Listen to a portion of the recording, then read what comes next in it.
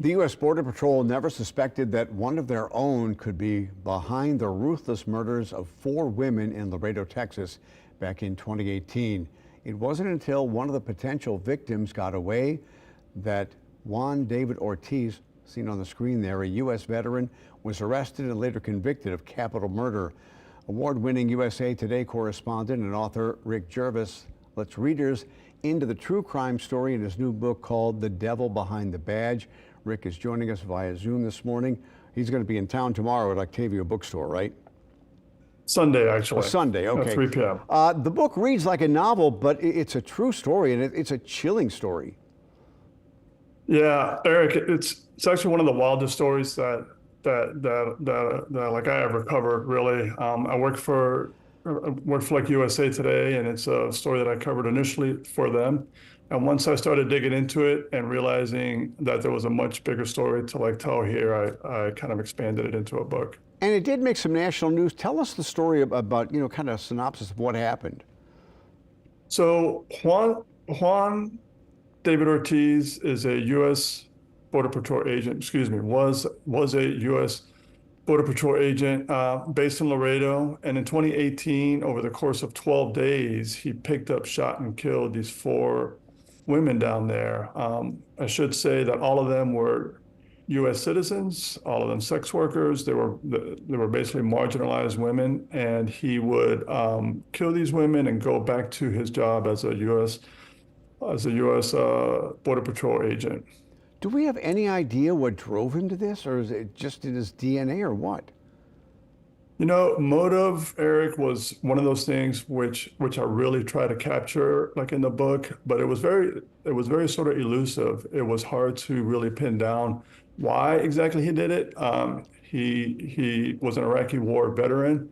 He was diagnosed with PTSD and was taking a cocktail of psychotropic medications that may have played a role, but what exactly made him turn and snap is still sort of unknown. And wasn't he a husband and father?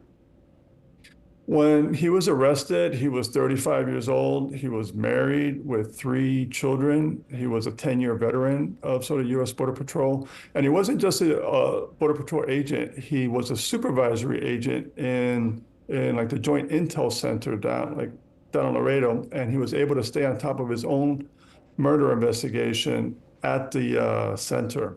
Didn't he get tied in with other investigators who were doing the investigation? So he was able to eavesdrop on his own sort of murder investigation and kind of stay on top of it. There were 2 investigators, one from the Webb County Sheriff's Office, and another one was a Texas Ranger, who were basically investigating all of these killings, trying to figure out who was actually doing this. But the only reason he actually got caught is because he pulled a gun on a would-be 5th victim who managed to escape, alert police, and that's what started this massive manhunt that ultimately caught him. And he shot them execution style. I mean, there was clearly he just wanted to kill them. Did he ever show remorse when he was in the courtroom? Not really. He was very stone-faced. He never, as far as I know, apologized or anything for it. He, all the way to the end, and the only clues we really have about his thinking is that he gave this 9-hour videotaped confession to investigators where he said he wanted to, quote unquote, clean up the streets of all these women. So it sounds like he was on a vigilante type of tear. All right, Rick, thank you very much. Rick's book is out now. He'll have a discussion and a book signing at Octavia Bookstore on Sunday at 3 o'clock. Octavia Bookstore, one of the great bookstores in town. You can meet him there and pick up a copy of his book.